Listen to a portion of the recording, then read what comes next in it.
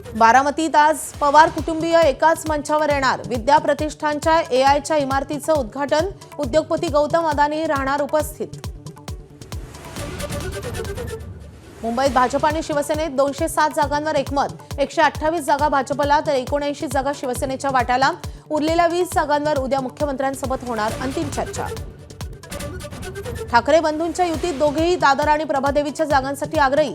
मनसेकडून इच्छुकांची मनधरणी करण्याचा प्रयत्न सुरू। आज संध्याकाळपर्यंत पहिली यादी जाहीर होण्याची शक्यता।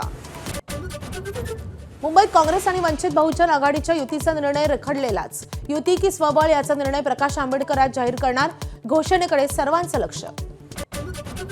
मुंबईत राष्ट्रवादी आज 35 जणांची यादी जाहीर करण्याची शक्यता। काल जाहीर होणारी यादी अचानक रद्द। आज यादी जाहीर करत उमेदवारांना एबी फॉर्मचं वाटप होणार। पुण्यात जागांचा पेच अजूनही कायम। 165 पैकी भाजपनं शिंदे सेनेला 16 जागा देऊ केल्याची माहिती, तर शिंदे सेना 35 जागांवर ठाम।